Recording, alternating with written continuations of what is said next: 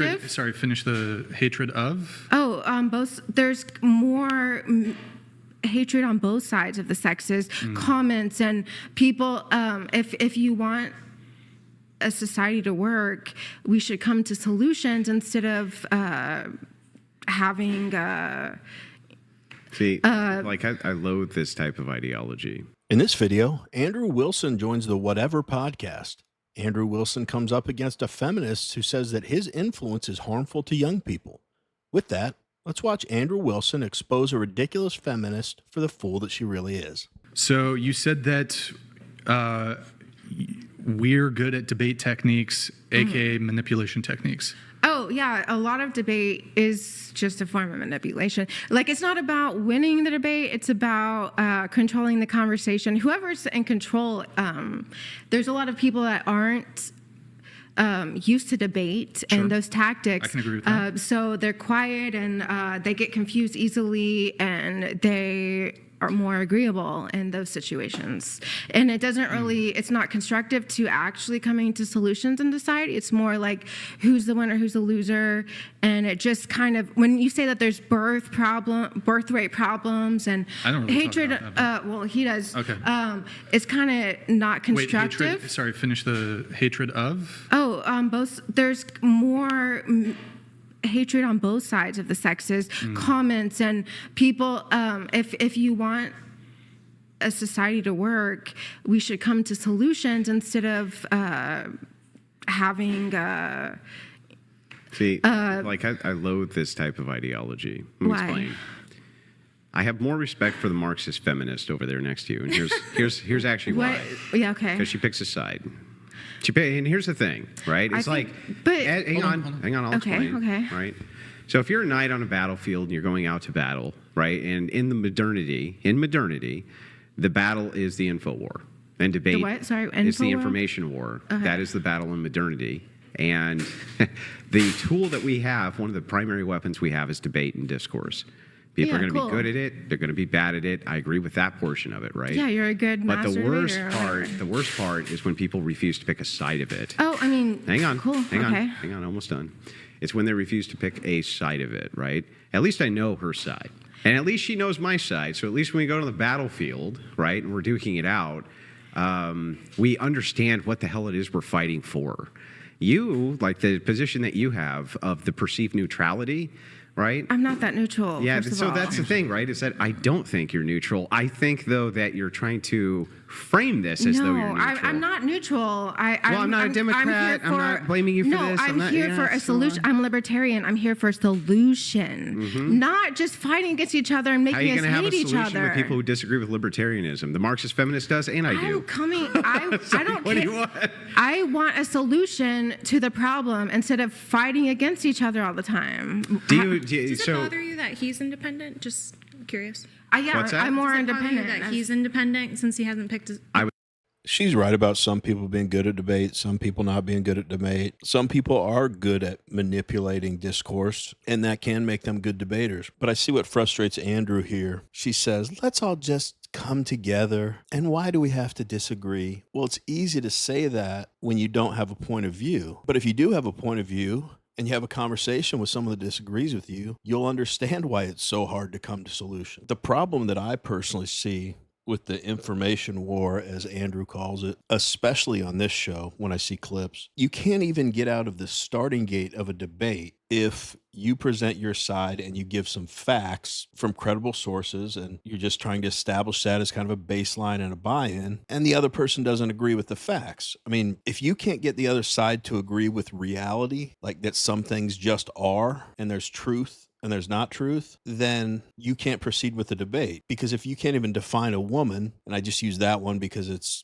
easy and it often comes up on this show, then how the hell are you going to go deeper on that? I mean, a lot of the women they have on this show live in a fantasy world. And one of the reasons that sometimes the debates get heated is because it's extremely frustrating when you are trying to explain a position and explain to someone, a lot of times in this case, on how to lead a fulfilling and happy life, and they want to fight you or get emotional like this girl did. And, you know, Andrew could barely finish a sentence. And if he did finish a sentence, this girl wanted to interrupt because of poor impulse control, and emotion. Emotion's another thing that derails debates from the start. And a lot of times the emotion I see from the women on this show is it's really just frustration that they know they can't really defend their point and they're not very good at articulating it. And they know they're coming across dumb.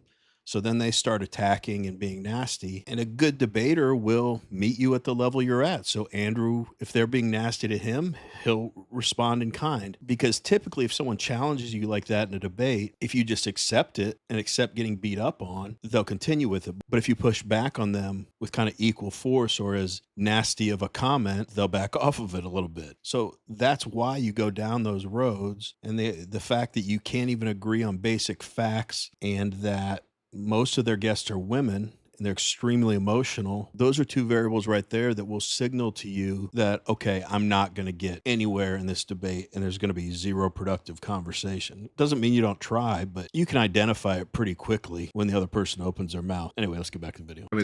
That was like obviously me joking. I don't know if you picked that up or not, but that's why he was laughing. Oh, gotcha. Yeah. Okay. So I was like, That's why I'm here. that was like obviously me joking. But anyway, that aside, why I'm here is like we're all repulsed from each other, and what your show is doing is making us more repulsed from each other.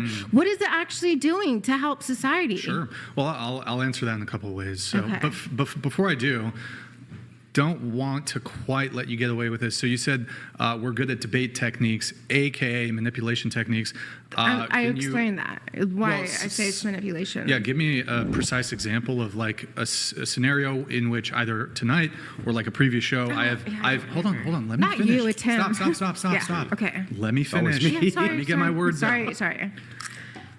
Can you present either tonight or previous episode a manipulation technique I have employed? Go ahead. Oh, it's not you. It's him. Really? Yeah, I don't have that many problems with you. You're nice. Oh. I never said I had a Okay, problem well, I'll with come you. back to that and you guys can have that conversation then. I'll get through. It's not you. But you have an issue with the show, so I'll address that one. You said that, let's see here. You wrote, well, I'll come through a couple things. You said that that we bring on young women with no education to debate on Yeah. things they know nothing about. Yeah, like OnlyFans girls and stuff. Yeah, well, so let me... Very small percentage. So let me... OnlyFans girls? Hold on. So, like to address the multiple false claims here. When you say young woman, give me an age. Like early 20s. Okay. I'm 37, so I would call that like young. So know? what do you think is like the appropriate age where you're allowed to have like a conversation with Oh, somebody? you can have a conversation any age. I'm just saying if you mostly get people who are not educated and like get their views off of TikTok, then you're not going to get a realistic. Hang on. I just want to point something If you like watching videos like this one, like and subscribe. We'd really appreciate it. Let's get back to the video. where you have an older and younger demographic. So was just curious even about right that. now we do. So I'm just closer in need- age to I you don't two want y'all to than I am take to what I them, say right? and use it like I mean. What I do mean is that people in the younger generation are influenced by social media and they don't really have that much real life experience. And that makes it an issue that with fake media, it goes on both sides. I mean, fake news, it goes on both sides and people don't really know what's actually going on. So in the wait, world. what you're saying is that young people I'm not, yeah. tie in to social media in order to inform their worldview, and we're on social media assisting and informing their worldview. Why would this be a problem? I mean, all of it's delusional. Like I said, both sides, Democrat and Republican, it's become a huge issue. But young people are more susceptible Democrats to are not delusional. And Republicans are not delusional. There are delusion in a lot it's of true it that because there's of people fake who hold news and delusions, all of that. and there's creators who hold delusions and things like this, right? You have opposition ideologies, which people do come to through reasoned discourse in their own in-group, and they're not always unreasonable ideologies. I'm It not is saying true. that. It is true that I'm they... not saying that. I'm just saying hang people are hang heavily hang on. influenced. They do need to be combated, from my view, right? And from her view. Like, let's take Kinsey, for instance. That's what she's trying to do. She's trying to combat ideologies which she considers to be counterproductive to the society she wants to see. Same thing with Yes. me. Trying to combat ideologies which are counterproductive to the society that I want to see.